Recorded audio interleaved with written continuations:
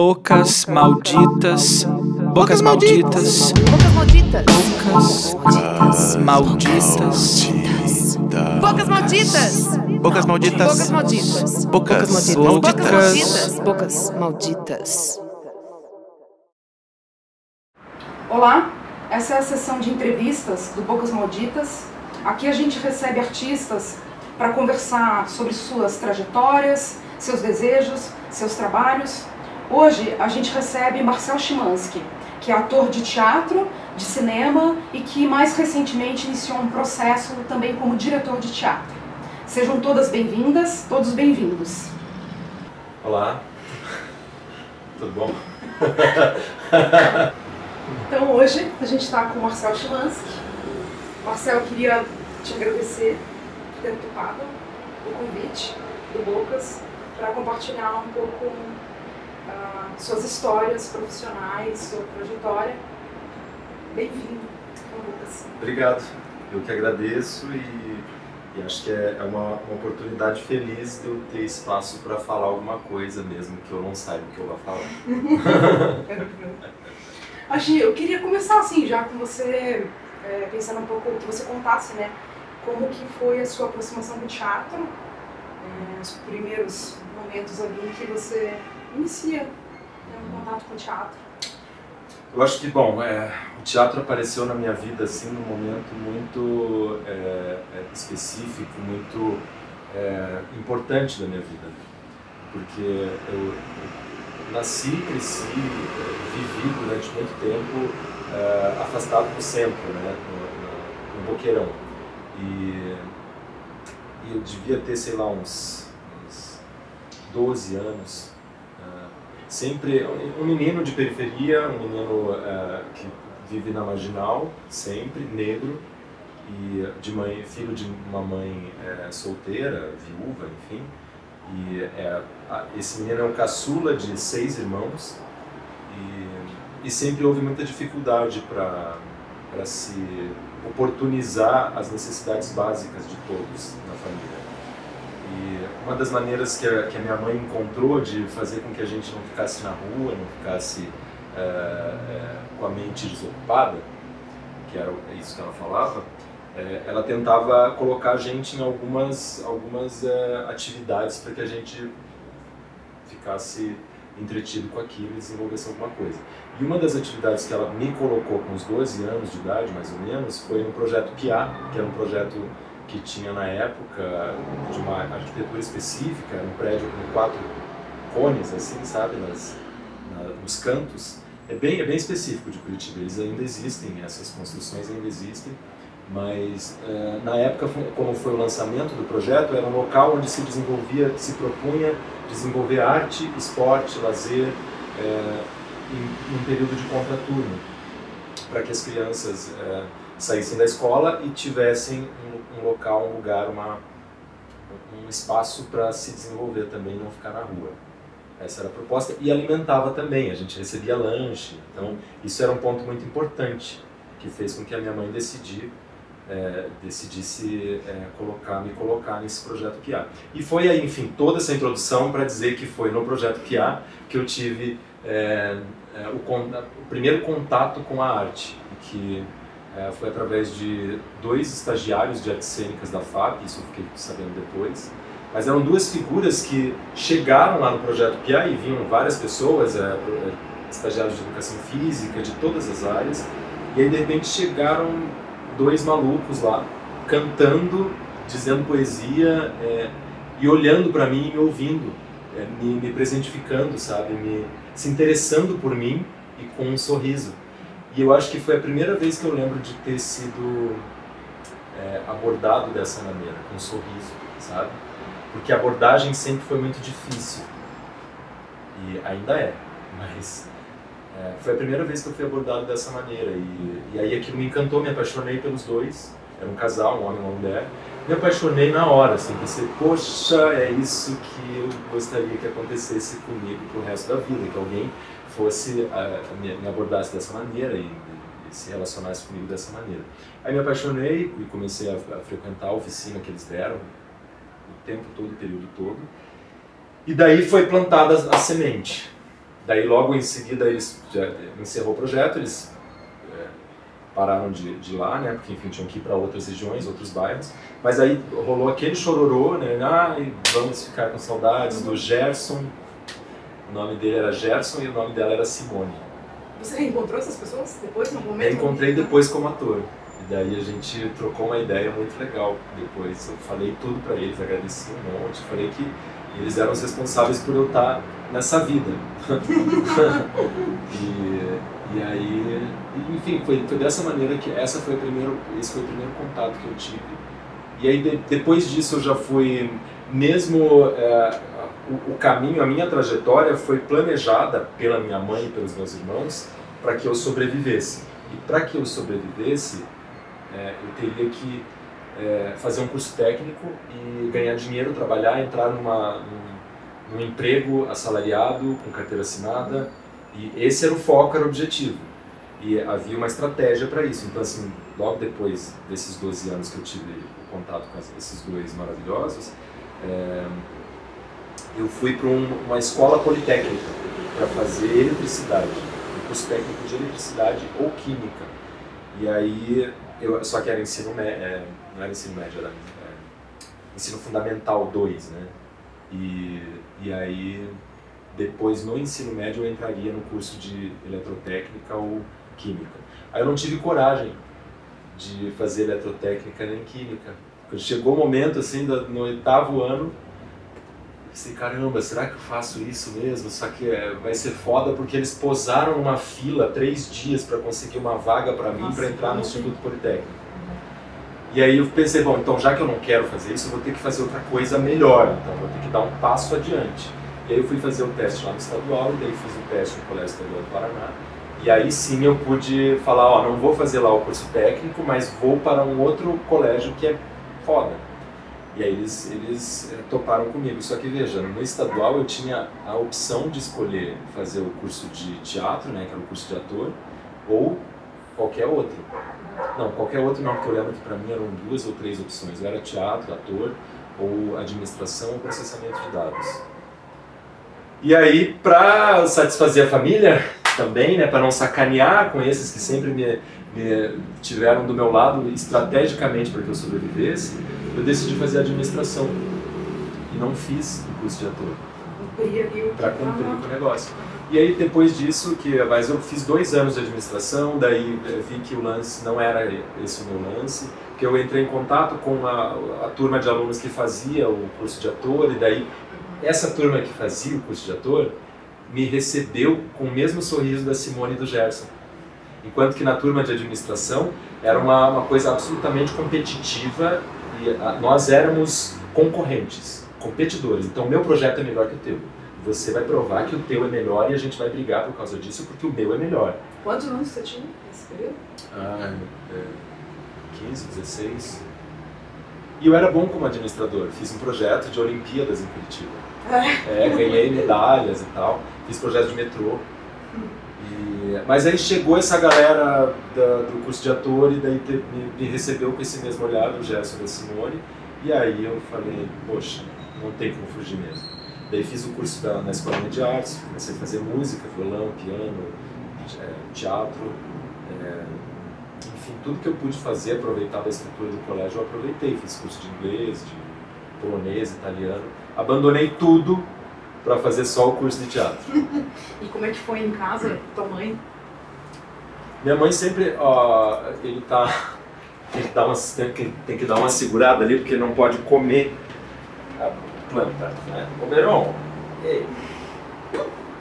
Ele quer passar mal, né? Sim, ele vai passar mal, sim. Deixa eu tirar pra cá. Esse aqui é o Beron. E aí, a minha mãe sempre esteve do meu lado, assim, mesmo não sendo a praia dela, né, não sendo o que ela gostaria que eu fizesse, porque ela nem sabia, acho que ela nem entendia muito bem do que se tratava, né, o que eu estava fazendo. Mas o que ela queria era que eu me sentisse bem e conseguisse trabalhar, me desenvolver, sabe? Então ela confiava muito em mim também. Ela sabia, desde pequeno também eu sempre fui muito responsável. Hoje que eu sou mais irresponsável. Mas eu sempre fui muito responsável, muito correto, muito certinho, então o que eu decidisse fazer, minha mãe topava junto, sabe? Então eu comecei assim, dessa maneira. Nessa turma toda aí do estadual, né? Tem uma galera, né, que hoje está nos palcos aqui em Curitiba, que é fruto desse momento também, né? Próximo, né, teu ainda, né? Foram grandes inspirações, inclusive. São figuras que hoje trabalham, estão aí no mercado também. E eu era uma figura de fora, não estava no curso de ator, mas acabei sendo acolhido por eles. E isso também eu agradeço muito. Eita, Alberon! Isso, Lídia. Agora não passa. Agora não. Hoje não. E aí, eles me acolheram assim também, porque eu acho que eles acreditaram mais em mim do que eu na época. Porque assim, teve o cúmulo, eu com 16 anos, teve uma pessoa, tinha um festival de teatro no estadual, e a gente produzia peças para apresentar nesse festival. E aí um dia uma atriz e diretora de lá me chamou para fazer Otelo de Shakespeare. E na hora, assim, naquela época, assim, eu me assustei com isso e tal, mas eu fiquei super feliz e pensei, olha, vou fazer Otelo de Shakespeare, que massa! Mas eu não sabia do que se tratava fazer isso. Aí hoje eu fico pensando, olhando para isso, fico pensando, meu Deus, como uma criança, um moleque de 16 anos pode chegar num lugar de interpretar Otelo. Otelo é um cara mais velho, é um cara que tem várias camadas, tem coisas de experiência de vida que a gente não tem com 16 anos, né? E eu penso muito sobre isso, assim, como quando a gente é jovem, a gente topa tudo e não tem problema nenhum, né? A gente pensa duas vezes para topar as coisas, a gente entra em crise, em processo de trabalho, a gente, né, dificulta um pouco as coisas, querendo facilitar, querendo desenvolver e produzir, a gente às vezes dá uma dificultada, né? E aí eu lembro muito disso, de quando me chamaram, me intimaram a fazer um Otelo e eu com 16 anos topei. Tinha uma coisa meio descoberta, talvez, né? De tipo, a oportunidade de estar no palco, né? Fazendo isso que eu nem sei direito aí do que é, né? E aí, nesse período, você já se aproximou de algumas pessoas, assim, criando quase uma companhia? Tinha um grupo específico em que vocês já pensavam em fazer peças fora do teatro, já no contexto mais profissional? Como que foi isso, assim, até a sua passagem depois para a FAP, né? Como que foi assim? No estadual eu tinha o Gruta, né, que era o grupo de teatro amador do Colégio Estadual. E depois do Gruta, daí foi com o grupo para o Festival de Teatro do Colégio Estadual. Daí a gente montou, não lembro, era Equipirados. Porque tem que ser equipe, tem que ser pirado, tem que ser equipirados. Tinha uma música? Não, esse era o lema, né? Esse era o lema. E... adolescente é lindo. Não é? Tipo... maravilhoso. E aí... depois de Equipirados, daí rolou, sei lá, outras companhias, a gente dava nomes para as companhias, a companhia durava um ano e mudava para outra coisa. Daí teve o Trapaceiros e Companhia, que era dessa turma do ator, que era do Trapaceiros, nossa, foi tanta gente, o Alan Rafa, o Rodrigo Ferrarini, a Jussara Batista, o Adriano Petri, o Anderson Frigolente, o Gabriel Gorosito, uma galera. Depois Trapaceiros, daí veio a Companhia Portátil, que daí a gente até chegou uma época que nós, novinhos, já tínhamos saído do estadual, mas aí a gente conseguiu emplacar um projeto na Fundação Cultural, que era um projeto de revitalização do bairro Rebouças, e aí a ideia era implantar vários espaços de cultura, onde hoje funciona o Pé no Palco. O Pé no Palco vem desse projeto, né? Foi o único espaço que se manteve desse projeto. Todos os outros espaços acabaram fechando depois por falta de incentivo.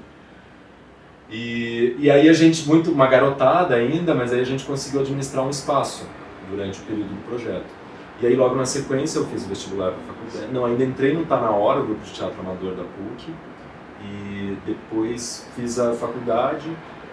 Daí na FAP eu fiz licenciatura em teatro para dar aula, porque na minha cabeça eu tinha que ter alternativas para poder trabalhar, né? A gente, é difícil trabalhar só com teatro, mas bem, no fim é o que eu faço, só com teatro, cinema e tal. Mas é muito difícil você você seguir isso como caminho e opção, né? E aí eu decidi fazer na faculdade, eu decidi fazer licenciatura para dar aula, mas depois que saí da faculdade, daí dei 1 ano de aula no estado e não consegui renovar e manter a aula. Mas eu gostava de dar aula. Mas e aí comecei a trabalhar daí profissionalmente, daí veio Vamos Transar, que foi a primeira peça profissional que eu fiz, que era um espetáculo de turnê de circulação de viagem para apresentar em escolas, com foco adolescente, que tinha um objetivo de educação sexual para adolescentes em escolas, e era muito legal de fazer. O Nautilio Portela, a Claudete Pereira Jorge, a Helena. E aí, essa foi a minha primeira peça profissional, isso foi em 2000. A direção é de quem? Do Nautilio Portela e da Claudete. Enfim, daí as coisas foram acontecendo, né? Meio que naturalmente. A primeira grana que eu ganhei foi no Vamos Transar mesmo. A primeira grana que era turnê, né? Então viajava, e aí a gente recebia um super cachê, que era, sei lá, devia ser R$200. Mas era um super cachê. Mas e era apontamento para que, talvez seja possível viver disso mesmo, né? Tem dinheiro, né? Rola, né? Exatamente. E é muito nesse lugar, assim, que eu também reflito. Porque talvez, assim, as minhas escolhas anteriores não foram diretamente... A primeira não foi o teatro. Né? Quando eu entro lá no estadual, eu escolho fazer administração, e não o curso de ator. Uhum. Então, eu ainda reflito sobre como esse ofício chegou para mim, porque eu não me conecto já de cara com ele. E talvez eu tenha me conectado por necessidade, por receber um pagamento por isso. Então, assim, de repente, eu percebi que ali rolava uma grana, entende? E aí eu poderia ter sido, em vez de teatro, poderia ter sido agente de viagens, poderia ter sido qualquer outra profissão, eu acho. Embora hoje eu já não consiga imaginar outra. Isso que eu ia falar, você imagina a tua vida sem teatro, sem atuação? Não há. Mas é que nesse início, eu acho que o que deu esse start mesmo foi eu poder me ligar e, opa, eu consigo então me manter aqui de alguma maneira, há uma recompensa. E que essa recompensa não era só financeira, era quase que psicológica, né? Era um conforto que me dava, assim, era um lado que eu não tinha, né? Desse afeto, desse carinho dos colegas, dos grupos. É tudo muito mais quente, né? Muito mais, há um envolvimento maior. E que não há isso nos contextos outros, né?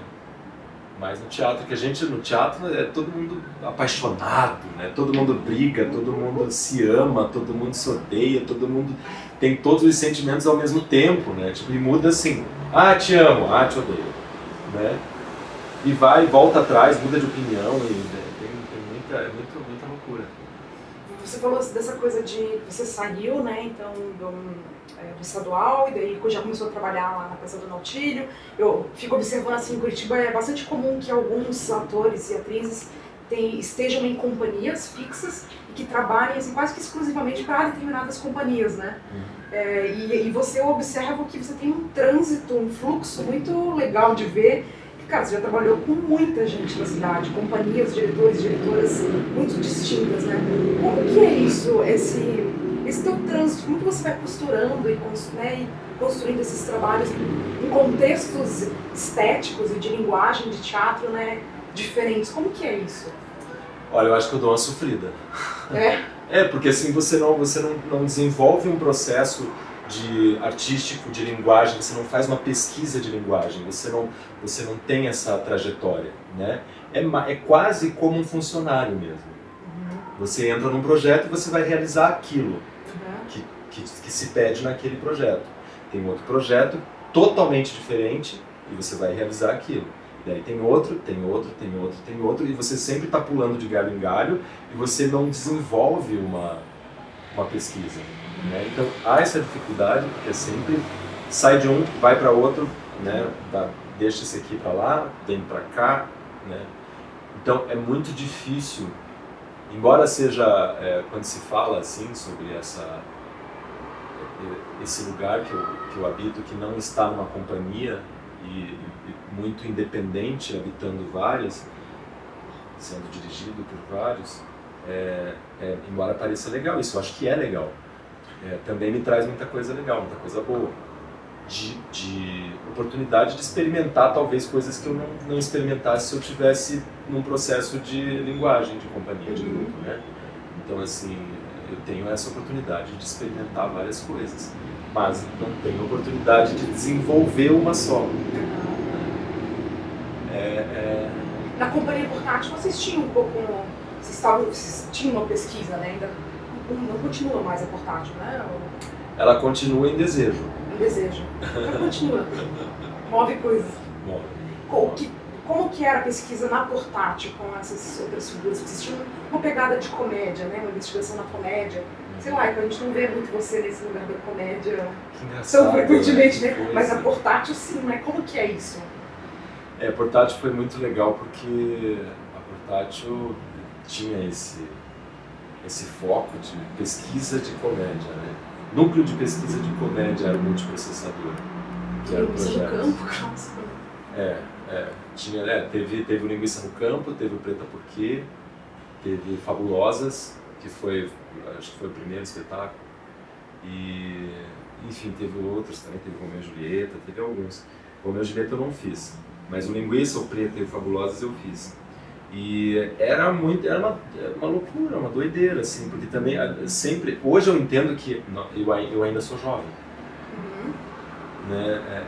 É engraçado você pensar assim, porque você olha para trás e pensa, nossa, cara, tanto quanto eu com 15 anos lá fazendo Otelo, daí depois na portátil a gente pirando na comédia, com uma efervescência mesmo, uma ebulição ali também, prontos para arriscar. Com espaço físico. Um espaço físico. Antes de ter passado pela FAP, que lindo isso, né? E era muito legal poder ter a possibilidade de pesquisar comédia. E a gente fez todo o processo mesmo bonitinho. Porque a gente pesquisou a comédia, a história da comédia mundial, né? O início na Grécia, o início em Roma, que foi Roma, né, na verdade. E daí depois cada como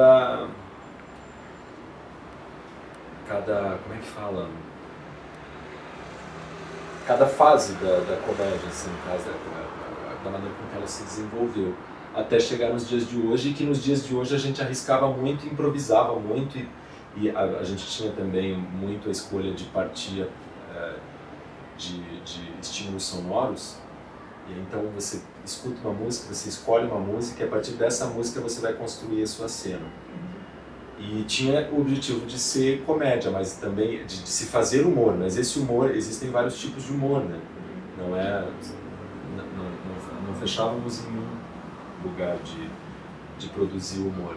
E isso dava liberdade para a gente criar qualquer coisa. E a gente criava muito, muita coisa, e depois a gente tinha que afunilar, tinha que cortar, sabe? Tinha que escolher cenas e elencar para construir uma dramaturgia, né, com essas cenas. Foi um processo bem interessante, mas que ele se manteve como no lugar do desejo, porque a gente não tem mais esse espaço, a gente já não, depois desse momento, cada integrante do grupo foi buscar a sua trajetória. Vocês não tinham a figura do diretor e da diretora, assim, era uma coisa mais horizontal, né? Digamos. Quem que eram as pessoas? Vamos nomear para quem que estava na portátil no início lá? A portátil inicialmente ela era do Adriano Peterman, Alan Raffo, Anderson Fregolenti e Rodrigo Ferrarini. Eram os 4. E daí surgiu Fabulosas. E aí, na sequência, legalmente a empresa estava registrada nesses 4, né? Uhum. E aí eles foram agregando artistas para comporem a companhia. E daí são vários mesmo. Daí tinha a Jussara Batista, a Tuca Fanquin, que mora em São Paulo hoje, a Lívia Izar, mora em São Paulo hoje, não, no Rio, eu acho. E, cara, tinha colaboradores, tinha diretores como Márcio Matana, Rafael Camargo, que foi o cara que talvez tenha sido o cara que mais dirigiu a portátil.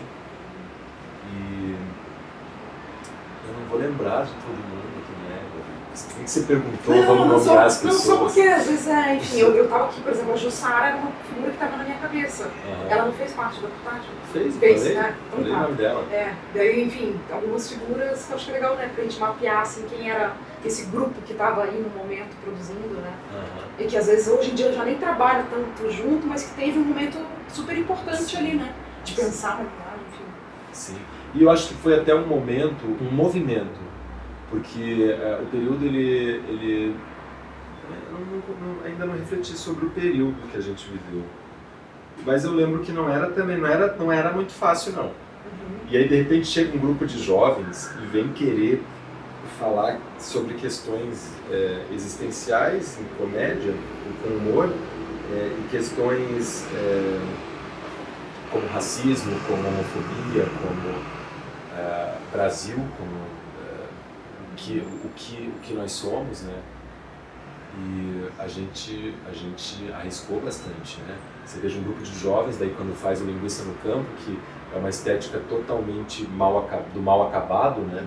Um figurino que às vezes chegou a ser calcinha sobreposta, sutiã, e havia nudez, havia escatologia, havia... Sempre inspirados, eu lembro que a gente se inspirou muito no antropofagismo, em Zé Celso, em Tom Zé. Tinha algumas inspirações bem legais. E então isso fez com que a gente produzisse coisas muito fortes e que eu entendo, talvez não esteja certo, mas eu acho que isso inspirou muita gente que veio depois. Porque muita gente lembra do Linguiça no Campo, lembra do Preta Porque, lembra do Fabulosas, lembra